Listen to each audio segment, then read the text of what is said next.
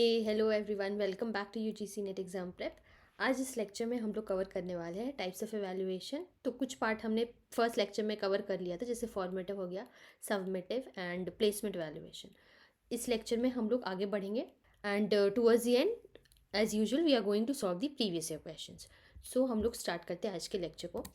इसमें हम लोग देखेंगे diagnostic assessment, then we are going to look at the scholastic and coscholastic assessment, वो हो गया।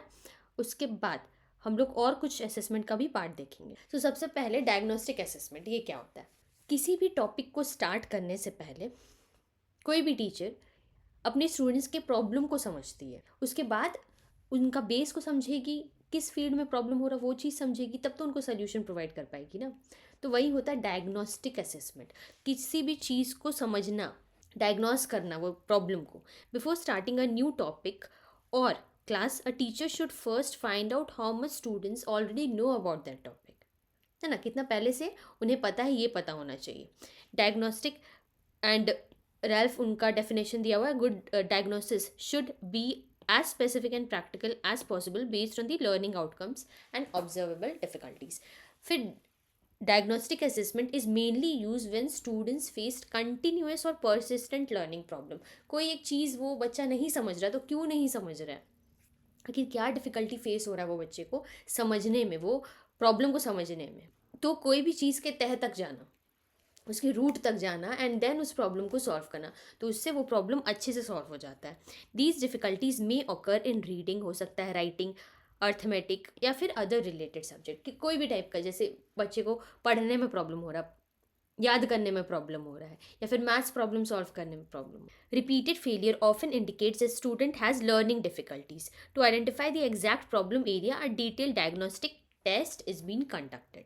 ऑब्जर्वेशनल टेक्निक्स भी इसमें अपनाया जाता है, और ज़्यादा सिचुएशन अगर वर्स हो गया तो एजुकेशनल साइकोलॉजिस्ट हो गया, काउंसलर्स को भी हायर किया जाता है, ताकि बच्चे को प्रॉब्लम से निकाला जा सके। हालांकि टीचर केपेबल होती है ये सब चीज़ प्रॉब्लम को बच्चे का सॉल्व करने के लिए।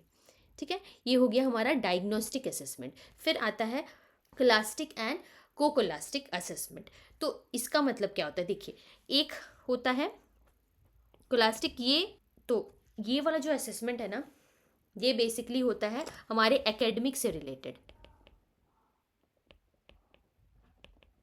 इसका डेवलपमेंट के लिए ये वाला असेसमेंट होता है। एंड ये वाला हो गया जो को वाला, ये नॉन एकेडमिक पर्पसेस के लिए।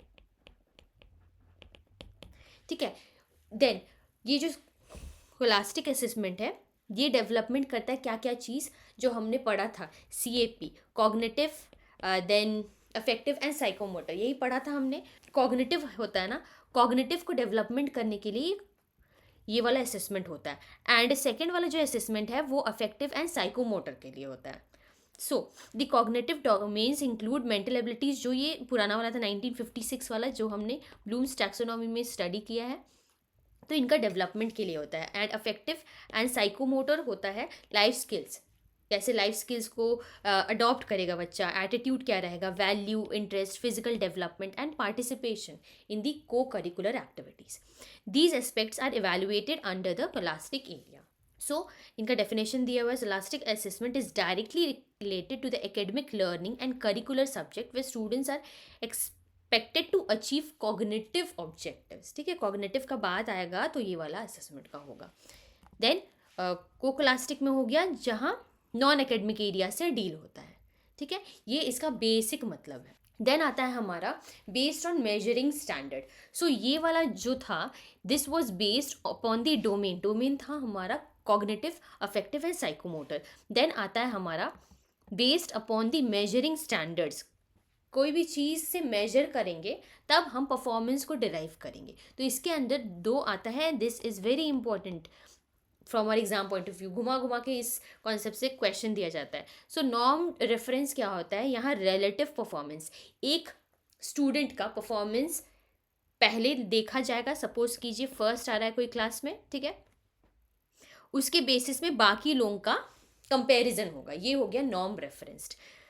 The results obtained from different measurement are interpreted based on some standard already. Norm reference assessment is designed to assess relative performance of each individual learner on the basis of the group with the other learners, जहाँ वो learner belong करता है, ठीक है. It does not give any idea of how far instructional objectives are attained by the individual learner. जैसे कि Krishna did geometrical construction 80% better than that of the other students. ये जहाँ आ गया, जहाँ कंपैरिजन का बात हो गया, एक बंदे को दूसरे बंदे से कंपेयर कर रहा है, वहाँ नॉर्म रेफरेंस्ड हो जाएगा, ठीक है. फिर आता है हमारा क्राइटेरिया रेफरेंस्ड. क्राइटेरिया में क्या होता है कि यहाँ कोई भी क्राइटेरिया रेफरेंस में क्या होता है, यहाँ खुद का कंपैरिजन खुद से हो रहा है, यहाँ कोई भी बच्चे का कंपैरिजन किसी और से नहीं हो रहा है. Criteria reference assessment is deliberately constructed to yield measurements that are directly interpretable in terms of specific performance standards. In the case of criteria reference assessment, the performance of learner is done without comparing each other. कोई भी बच्चे का किसी से comparison नहीं होगा. Each student is assessed on the basis of pre assigned criteria regardless to the relative performance of the group. Group से मतलब नहीं है, एक बच्चे का खुद से कंपैरिजन हो रहा है यहाँ. It is carried out to determine the ability of the learner to perform a specific task और activity as per the prescribe situation. A minimum standard is set and there is no numerical marking. कोई marking नहीं, first second third fourth ऐसा नहीं होता है, बस minimum standard set है. Suppose कीजिए 50% मार्क्स लाना है हमारा एग्ज़ाम पास करने के लिए, तो जो भी 50 एंड अबव लाया है, ठीक है, वो लोग पास हो जाएंगे. ये हो गया हमारा एग्जाम्पल क्राइटेरिया रेफरेंस का. और यही चीज़ अगर इसमें अप्लाई करेंगे तो टॉप 6% ऑफ नेट, जो भी नेट के क्राइटेरिया हमारा कैसा डिसाइड होता है, टॉप के कैंडिडेट्स जो 6% पाएंगे वो नेट क्वालिफाइड रहेंगे, फिर उनसे जो 1% रहेंगे वो JRF क्वालिफाइड हो जाएंगे. ये हो जाएगा हमारा नॉर्म रेफरेंस असेसमेंट, ठीक है, सिंपल. फिर आता है हमारा पीयर असेसमेंट. पीयर असेसमेंट का मतलब क्या है कि 3-4 बच्चे सेम एज ग्रुप के हैं या फिर उनके दीदी भैया, उनके साथ असेसमेंट हो रहा, वो दूसरा का चेक करेंगे एंड दूसरा पर्सन उनका चेक करेगा एंड देयर फीडबैक प्रोवाइड होकर के मामला सेटल हो जाएगा. और student judging their peers performance is termed as peer assessment. ये कोलैबोरेटिव लर्निंग में हमने स्टडी किया था, क्योंकि students not only give feedback but also give suggestions for further improvement in their work. इससे लर्निंग बहुत अच्छा हो जाता है. Before applying the peer assessment, some criteria should be framed on the basis of object of assessment, product, form of assessment, या formative है या submissive assessment है, ये पता होना चाहिए, तब फिर पीयर असेसमेंट का काम होगा.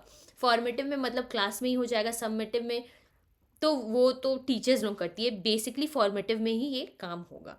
Scheme of assessment and training of the assessors. Student get quick feedback and it helps the learners increase their level of performance. ठीक है. The following areas are some of the statements which can be considered as assessment criteria. You consider you are delighted with the presence of the particular individual. तो कुछ assessment criteria होता है peer assessment के अंदर कि you consider you are delighted with the presence of particular individual. ये individual है, उनके साथ काम करने से आप डिलाइटेड फील कर रहे हो, आपका परफॉर्मेंस इंक्रीज हो रहा है कि नहीं, या फिर आपका न्यूट्रल रिएक्शन है. शी और he is not your first choice. तो ये सब आ जाएगा पीयर असेसमेंट के अंदर, क्योंकि एक सेम ही लेवल के हैं and they are assessing your work. तो ये सब चीज़ें न्यूट्रल रिएक्शन या फिर हम दे सकते हैं, या आप वो दूसरे पर्सन के साथ असेसमेंट हो रहा है तो आप उनके साथ कंफर्टेबल है कि नहीं, वो आपका फर्स्ट चॉइस है कि नहीं, लास्ट चॉइस है, या फिर आपको मन ही नहीं उनके साथ काम करने का, यू डिड नॉट लाइक और you like the working with that individual. तो ये सब आ जाएगा पीयर असेसमेंट के अंदर. ठीक है, हो गया हमारा थ्योरी का पार्ट. अब हम लोग प्रीवियस क्वेश्चन की तरफ मूव करते हैं. पहला क्वेश्चन है, स्टेटमेंट वाइज क्वेश्चन है, देखिए नॉर्म रेफरेंस से है एंड 2023 में पूछा गया है. सो ट्राई कीजिए इसे सॉल्व करने का, फिर हम आपको आंसर्स रिवील करेंगे. सो इसका राइट आंसर क्या हो जाएगा, norm referencing is use to interpret a score of an individual by comparing it with the others. तो ठीक है, रिलेटिव का बात हो रहा, कंपेरिजन का बात हो रहा, दिस इज ट्रू. सेकंड क्या है, criteria referencing is use to interpret a person's performance by comparing it to some specified behavioural domain. ये भी हमारा सही है. एक पर्सन का परफॉर्मेंस कब चेक हो रहा है, उन्हीं का बिहेवियर देख करके, किसी और का नहीं, उन्हीं का बिहेवियर देख करके उनका परफॉर्मेंस को चेक किया जा रहा है. तो दोनों ही स्टेटमेंट हमारा यहाँ सही हो जाएगा. ठीक है, दोनों ही स्टेटमेंट सही है. तो यहाँ आंसर क्या होगा, वो statement 1 and 2 are correct. Right. Next question is, diagnostic evaluation ascertains कौन सा डायग्नोस्टिक इवैल्यूएशन के अंडर आएगा? सो इसका आंसर देखिए, students performance at the beginning of instruction. Beginning का बात हो रहा तो प्लेसमेंट इवैल्यूएशन हुआ, learning programmes and failures during हो रहा है तो फॉर्मेटिव इवैल्यूएशन, हमें डायग्नोस्टिक चाहिए, ठीक है। डिग्री ऑफ अचीवमेंट लास्ट में आता है तो सबमिटिव इवैल्यूएशन हो गया। Causes and remedies of persistent learning problems during the instructions, causes and remedies, यहाँ आ गया कॉजेज एंड रेमेडीज, ये हो गया हमारा आंसर। आंसर हो गया हमारा ऑप्शन नंबर डी, क्योंकि यहाँ कॉज एंड इफेक्ट का बता रहा है बात, क्या कॉज है उसका, क्या रेमेडी कर सकते हैं ताकि जो लर्निंग प्रॉब्लम स्टूडेंट फेस कर रहे हैं वो फेस ना करे, right. Next question is matching है, सेट 1 को सेट 2 के साथ मैच करना है। सो देखिए, फॉर्मेटिव इवैल्यूएशन का क्या हो जाएगा, फोर्थ वाला होगा। Quizzes and discussion, summative evaluation जो ग्रेडिंग से रिलेटेड है।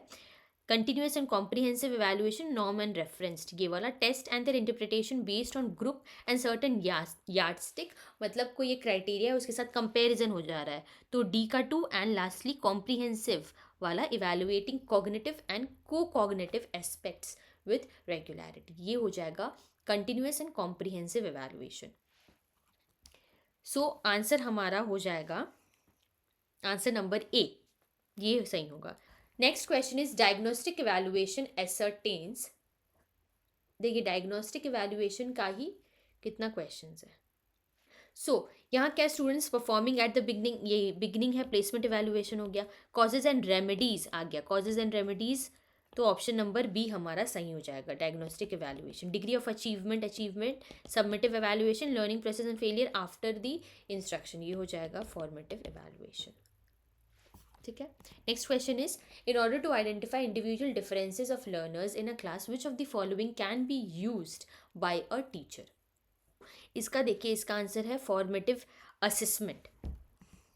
फॉर्मेटिव असेसमेंट में क्या होता है, observe how each student is learning through out the learning process, देखा जाता है कि बच्चा कैसे पढ़ रहा है, कहाँ कहाँ डिफिकल्टी आ रहा है। Identify individual differences in understanding pace style of learning, जब कोई बच्चे को अगर क्विज दिया जा रहा है, छोटा छोटा वर्क असाइनमेंट दिया जा रहा है, फिर भी अगर वो कोप अप नहीं कर पा रहा है, तब टीचर्स लोगों को क्या है, समझ में आएगा कि आखिर कहाँ प्रॉब्लम रह गया है। बाकी सारे बच्चे लोग कोप अप कर पा रहे, ये बच्चा का कहाँ से प्रॉब्लम हो रहा है, तब इंडिविजुअल हर एक बच्चा का बारे में पता चलता है। And towards the end teacher try to solve teacher क्या करते हैं कि ट्राई करते हैं वो बच्चा अच्छा परफॉर्म करे टूवर्ड्स दी एंड सेमेस्टर्स, ठीक है। तो इंडिविजुअल डिफरेंसेस फॉर्मेटिव असेसमेंट के ही थ्रू पता चलता है। Provide continuous feedback and make teaching adjustment according to the learner, according to the students. Next question and the last question of today's lecture is, if taken seriously, the most important benefit of correctly carried out evaluation can ensure. So इसका answer है B and सी। इसका मतलब क्या हो रहा है, if taken seriously the most important benefit of correctly carried out evaluation, तो evaluation का बेसिक मतलब क्या होता है कि कोई भी टीचर अपनी स्टूडेंट को पढ़ा रही है, ठीक है, teacher is teaching their learner, और लर्नर लोग कैसा परफॉर्म कर रहा है, या तो फॉर्मेटिव असेसमेंट के थ्रू या फिर सबमिटिव असेसमेंट के थ्रू अच्छा परफॉर्म करना चाहिए। तो यहाँ इवैल्यूएशन किस चीज़ का हो रहा है, इम्प्रूवमेंट हो रहा है टीचिंग का, उसके वजह से इम्प्रूवमेंट हो रहा है लर्निंग का, ठीक है। सो इसीलिए बी एंड सी हमारा राइट आंसर हो जाएगा। Decision about progression of students, ठीक है, प्रोग्रेशन ऑफ स्टूडेंट्स होगा, बट टीचर पहले पढ़ाएगी तब तो प्रोग्रेशन होगा ना, तब देखा जाएगा कि टीचर ठीक से पढ़ाई है कि नहीं, बच्चे को समझ में आया है कि नहीं, राइट। एंड डी का क्या है, categorising students on the basis of their achievement, तो अचीवमेंट भी बाद का प्रोसेस है, मेन इवैल्यूएशन ठीक से हो रहा है कि नहीं ये पता चलेगा टीचर कैसे पढ़ा रही है, लर्नर कितना समझ रहा है, ठीक है। सो हमारा ऑप्शन नंबर 4 या डी सही आंसर था। So this was all about today's lecture. अगर आपको कोई भी डाउट हो, कोई भी क्वेश्चन पूछना हो, वो कमेंट कर दीजिएगा, I would love to give a reply to that. And अब हमारे पास ये टाइप्स ऑफ एवेल्युएशन का 2 लेक्चर हो गया, इसके पहले वाले लेक्चर आप जा करके कवर कर सकते हैं, एंड और एक लेक्चर आएगा, फिर हमारा टाइप्स ऑफ इवैल्यूएशन पूरा कंप्लीट हो जाएगा, ठीक है। सो मिलते हैं हम लोग फिर नेक्स्ट लेक्चर में। Till then take care, bye bye and keep studying.